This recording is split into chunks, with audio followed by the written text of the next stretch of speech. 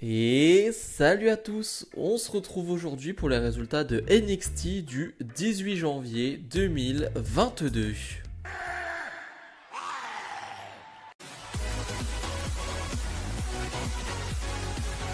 Et on débute le show avec LA Knight. LA Knight, excellentissime au micro et surtout le public est déjà très chaud et ça fait plaisir des fois. On se manque un peu du public de NXT qui réagit pas toujours aux bonnes choses, en tout cas qui est particulier. Voilà, c'est un public particulier. NXT, là pour le coup, il va être très chaud, va bien répondre à la promo de LA Knight. LA Knight qui va bien évidemment parler de Grayson Waller. Ils sont encore en feud, en guerre, ces deux-là. Ça fait un petit moment que ça dure. Voilà, on a eu le retour de LA Knight la semaine dernière avec finalement AJ Styles qui l'a introduit.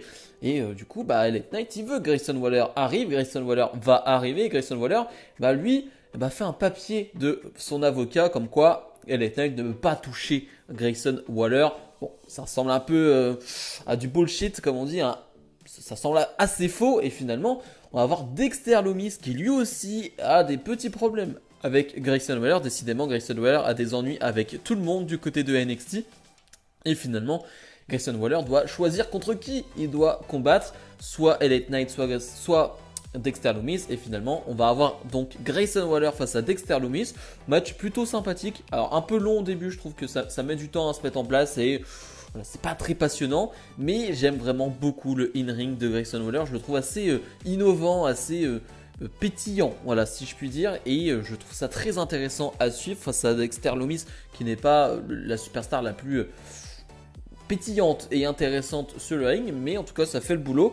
Et finalement pendant le combat on va avoir une intervention d'un homme assez géant. Alors je n'ai pas son nom pour le moment, je ne sais pas s'il a été donné sur les réseaux sociaux de la WWE, mais en tout cas on a un homme plutôt grand, plutôt massif qui va s'en prendre à Dexter Lumis pendant le match. Finalement l'arbitre ne l'a pas vu et Grayson Waller va en profiter pour porter son finish et gagner ce combat.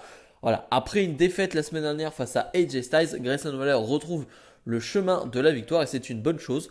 Maintenant avec cet homme géant, on va voir ce que ça peut donner. Ça peut être très très bon comme très mauvais. Donc on va suivre. Quart de finale du tournoi de Rose, on retrouve les Creed Brothers face à Josh Briggs et Brooks Johnson, un combat de 5 minutes, c'était très bien, voilà, c'est exactement ce que je demande à NXT, c'est-à-dire des matchs qui peuvent durer 5-6 minutes, mais où on ne s'ennuie pas, où il y a de l'action pendant 5-6 minutes, et c'est exactement ce que je veux, même pour la division par équipe, c'est excellent, voilà, il ne faut pas forcément faire des matchs de 10 minutes, c'est pas nécessaire. Quand tu fais des matchs de 5-6 minutes de cette qualité-là, c'est très bien.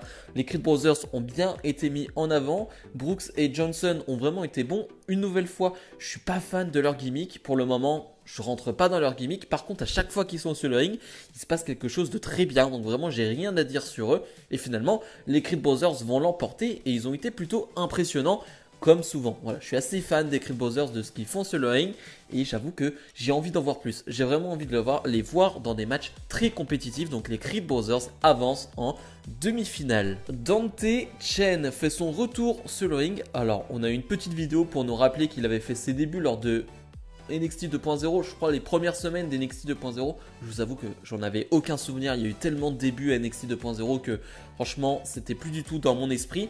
Et finalement qu'il s'est blessé à la jambe, c'est pour ça qu'on l'a plus revu. Là il doit faire face à un jobber et le match commence. Et finalement au bout de quelques secondes il se fait attaquer par Duke Hudson. Duke Hudson qui va s'en prendre même aux deux superstars. Duke Hudson qu'on n'avait pas vu depuis 2-3 semaines il me semble, depuis la fin de sa guerre face à Cameron Grimes. Donc on voit Duke Hudson avec les cheveux un tout petit peu rasés, un petit nouveau style si on peut dire.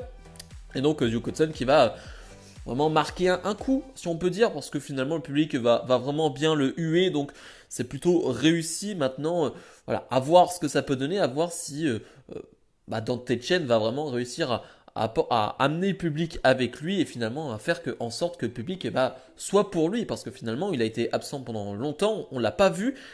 On l'a vu qu'une fois et là tu vas directement finalement le mettre possiblement dans une feud face à Duke Hudson. À voir.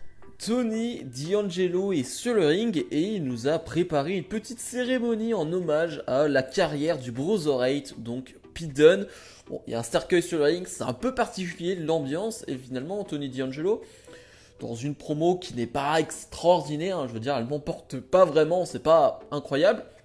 Il va dire maintenant il lui manque une chose, et c'est un titre. Et en parlant de titre, il va nous parler du titre nord-américain de Carmelo Hayes. Et justement, Carmelo Hayes va arriver avec Trick Williams en lui disant bon, c'est très bien, j'ai pas envie de me prendre la tête avec toi, Tony, on a fait équipe avant. Mais quand tu parles de titre, fais attention quand même.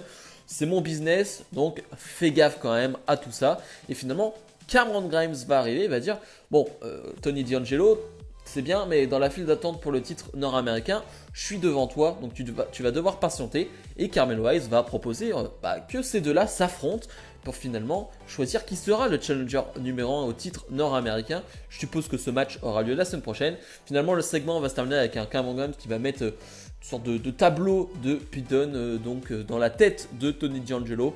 Voilà, c'était pas le segment le plus fun du monde, le plus incroyable, mais c'était divertissant. Et la semaine prochaine, on aura un Tony D'Angelo Cameron Grimes qui peut être très intéressant. Kylie Ray fait face à Ivy Nile et comme le disent les commentateurs de NXT, c'est un premier vrai test pour Ivy Nile qui pour le moment n'a eu que des matchs très courts face à des jobbeuses. Donc on a un vrai test pour Ivy Nile et finalement le match va pas être très très long, c'est ma petite déception.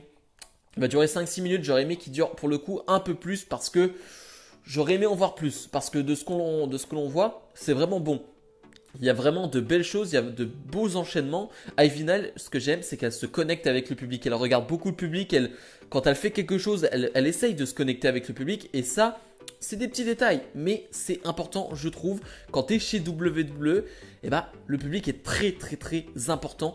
Tu dois catcher pour le public et non pour toi-même. Et donc, voilà, te connecter avec le public, c'est une chose très importante. Et je trouve qu'Ivy Nile le fait beaucoup. Et ça, j'aime bien.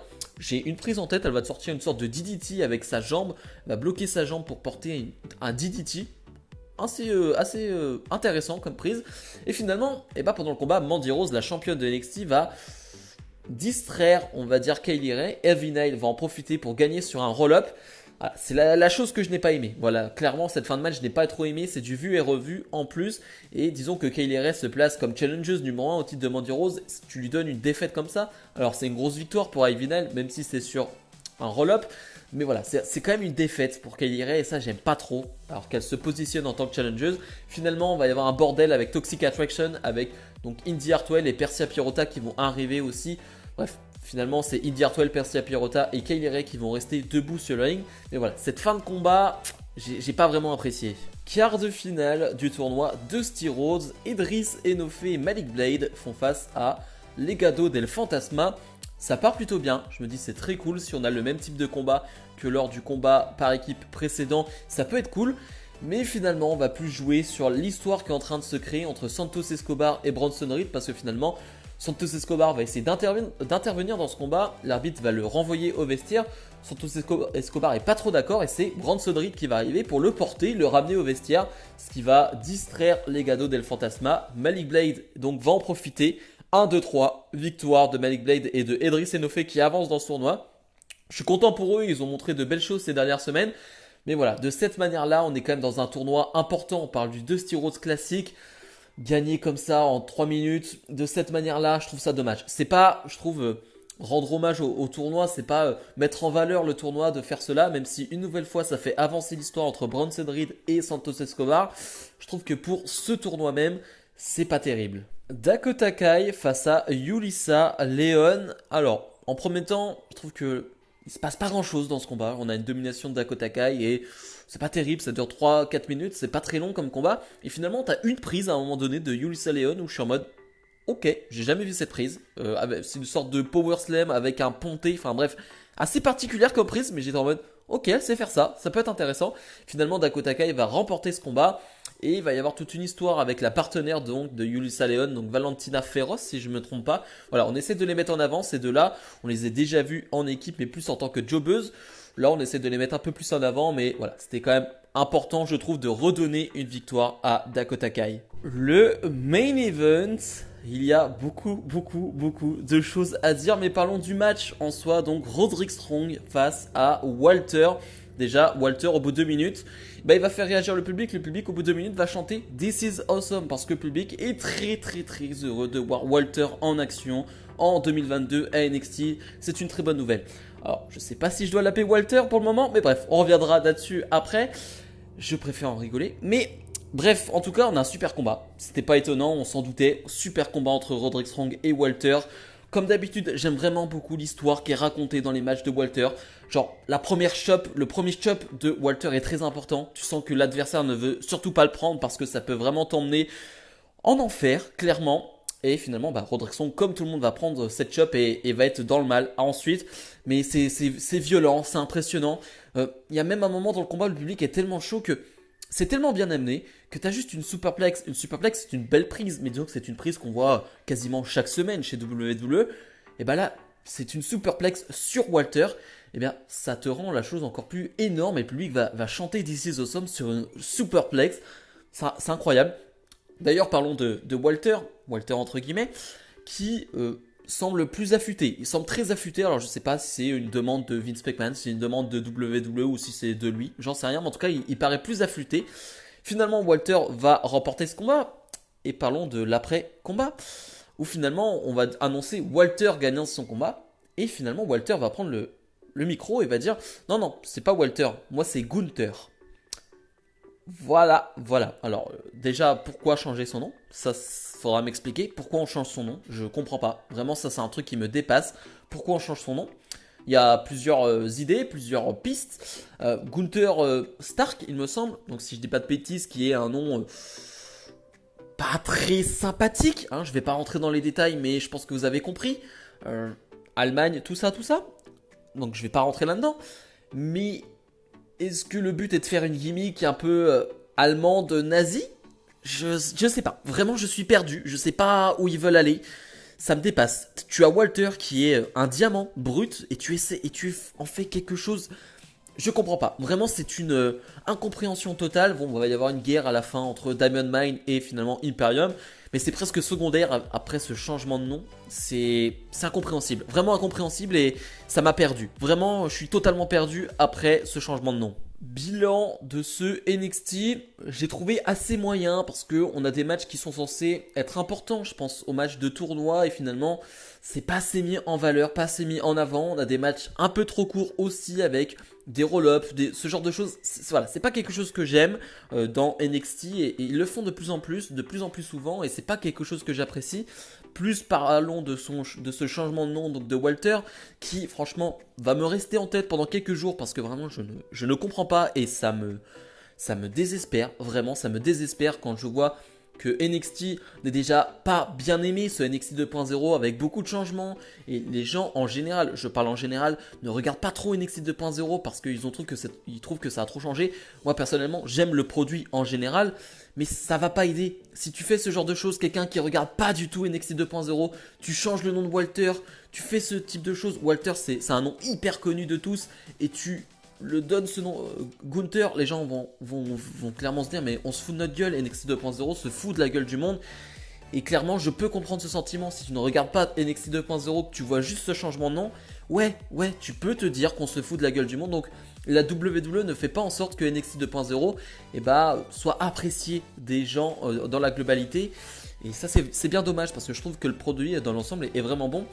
Je rappelle aussi que je suis un des seuls à faire des reviews de NXT 2.0 et je vais continuer. Voilà, certes c'est des vidéos qui font clairement pas beaucoup de vues comparées aux autres, mais je m'en fous totalement, faut être honnête, je m'en fous des vues. Je suis content de faire des reviews de NXT 2.0, pardon. Je prends beaucoup de plaisir à faire ces reviews là, donc je vais continuer et j'espère que voilà, au fur et à mesure il y aura plus de monde, que ça intéressera des gens. Parce que ouais, je suis vraiment l'un des seuls français à faire ces reviews-là, mais ça me plaît. Bref, si je dois donner une note à ce NXT, je devrais un 5. Voilà, un 5 pour son ensemble qui m'a un peu déçu. Bref, comme d'habitude, n'hésitez pas à mettre le petit pouce bleu, à vous abonner. Nous, on se retrouve dans la semaine pour bien évidemment d'autres vidéos. Salut